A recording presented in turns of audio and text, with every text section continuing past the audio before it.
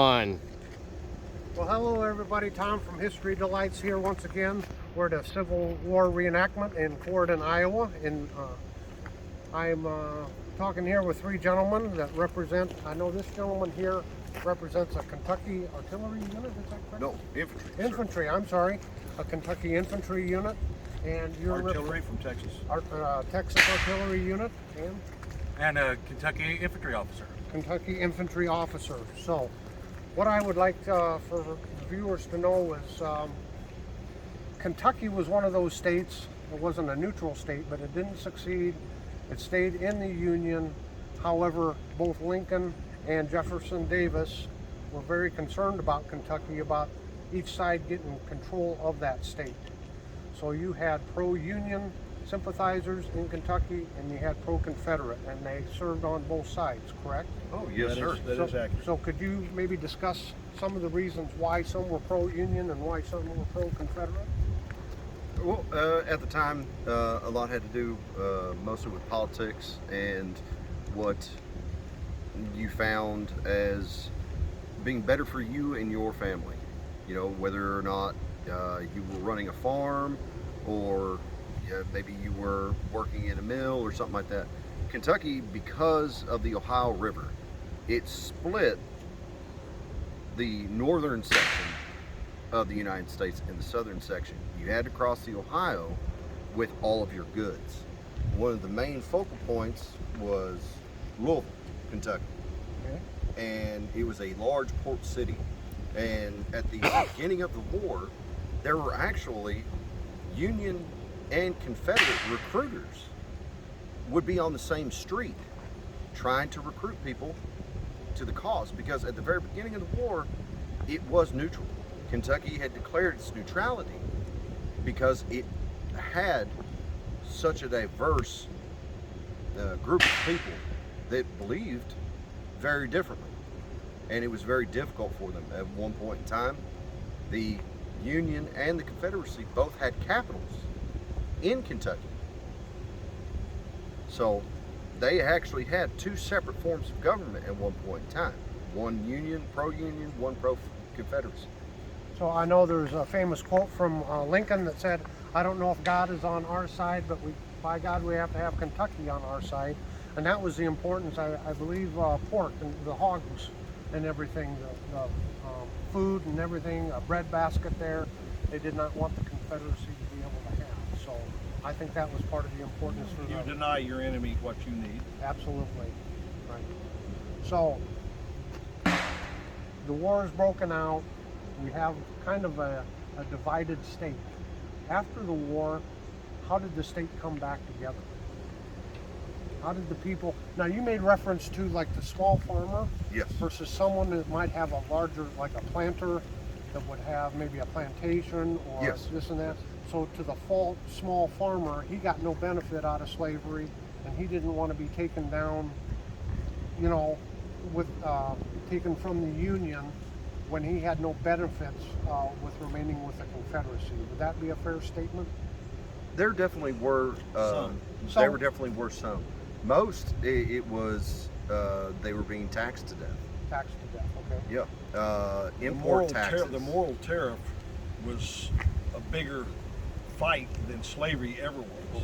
So- States' rights was a bigger fight than slavery. Slavery was an issue. I have some of my Southern brethren would argue with me, but it greatly affected slavery. But it didn't become an issue till the second year of the war.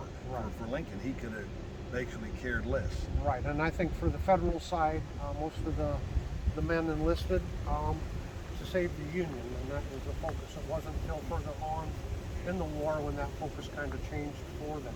That was Lincoln's reasoning. But if you talk to Thaddeus Stevens, you know, in the House and stuff, he was a steel magnate. He had a lot of money during the war. They actually made a quote at one time was, "The moral tariff will necessarily ruin the South. It must happen because the North depended on the revenue from the South off its grains, cottons, and taxes, import and export, to make the money that made the government work." Now I have people that will argue with over it, but again, that's what discussions are for. So you never hear this side of the argument. It's always strictly slavery, and I would like to vehemently deny that that is so. It is a factor. It is a factor. And it greatly Absolutely. affected it. And I But would it was actually about other agree things. with that at the very beginning. It was of even the a war. religious war. Yes. The isms had occurred in the Northeast, and then you had even the Southern Baptists divided itself up, Southern Baptist versus the other. So it was a father-son war. Civil War is probably the worst name we could ever call it, because it was not. Nothing civil about it. And that refers to civil court. I'm an ex-law enforcement officer. He's a family fight. Right. Okay, and this was an argument over purist-wise about the states' rights and moral tariff against slavery. The first 7 states succeeded, Texas being amongst them. Well, we're not giving up our slaves. They were agrarian. Texas pretty much was cotton, and that way they made it. The Industrial Revolution is what killed slavery, nothing in the government. Okay. So you touched on what was most beneficial to like the small farmer or whatever, if you were an industrialist or whatever there in the country. But that goes on to the general theme that you just hit on, states' rights. Just like General Lee resigned from the federal army and joined the Virginia Army because he was more loyal to the state of Virginia. And that was true back in them times. People were more To this day, you loyal pick to a their football state. team and you like your state, but you don't Right. like the other one. So Right. it's So bad analogy. So keeping that in mind, what was some of the motivations that would cause someone to enlist in the Confederate Army? Protecting your homes. Protecting Yep. your homes? Well, the common thought for most of the Southern men, again, there was probably maybe 8 to 10% of people that owned, major people that owned slaves, including some black plantation owners. There were blacks who owned blacks, but you don't bring it up. It's an important institution that should probably never been, but if you go back biblically, it's been around a long time. So they argued over it, and at the time of the war, there was probably 1 in 5 in the South was a slave. They were concerned of a slave uprising that had happened at Haiti or what was the other island out there, where they took over the Papadoc and the Valier and all that. It's Haiti, isn't it? Haiti. And they had been a plantation. Most of the slaves that we got had been sent to the West Indies areas before they ever got here to take the fight out of them. Because they thought they were getting away something horrible because they had been captured by somebody else, or their chieftain didn't want them because he had to feed them. He would sell them into slavery. It was very lucrative for the slave seller. So the white man just didn't decide to float up the Congo and jump off the boat and start grabbing slaves. That's not quite the way it worked out. And so it was a big issue for that part, but it was a lot for the soldier was, why are you fighting this war? Because you're down here. I'm defending my home.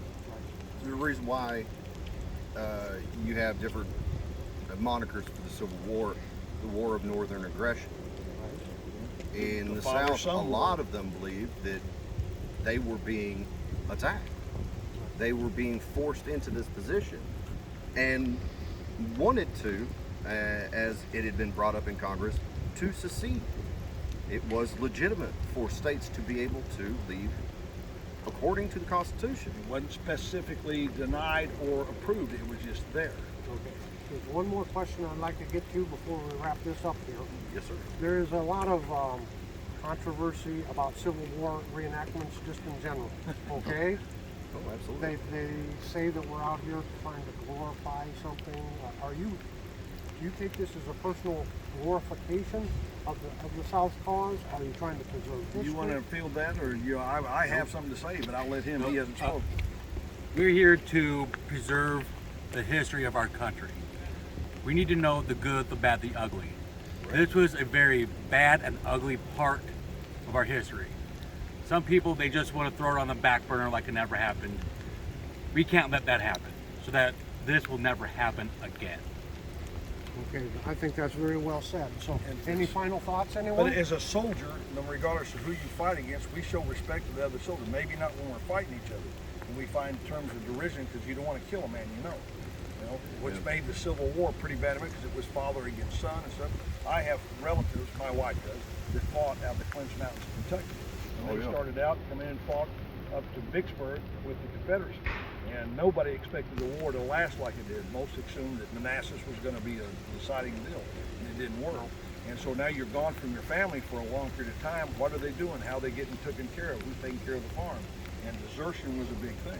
And in this particular case, my wife's great-great-grandfather basically says, I've had enough. I'm going back to Clinch Mountains. And went AWOL. But before he made it back, just above Knoxville, he was captured by the Union Army. and they threatened to murder his family should he not fight for the Union. So he swallowed the dog and fought with the Union the rest of the war. You know, out of say protected his family. So it's a great many things. There was millions that served, and there's millions of stories that go along with But as that. a soldier, you respect the other. I don't like what you fought for, but we suffered the same privations. Right. And so when you're finished fighting, we get together.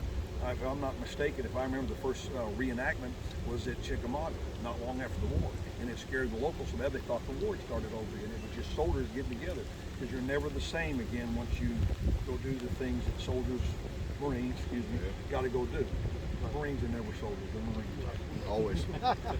Okay, well, gentlemen, I sure appreciate your time. Oh, thank you, sir. And we are going to be on the proverbial field of battle here in about an hour or so. So Yes, sir. don't take it personal when it takes one of me That's to right. whoop If you're five wearing of that you. blue, I'll put a hole in it. Yeah, okay. Yep. I'll be We'll see looking you for later. you.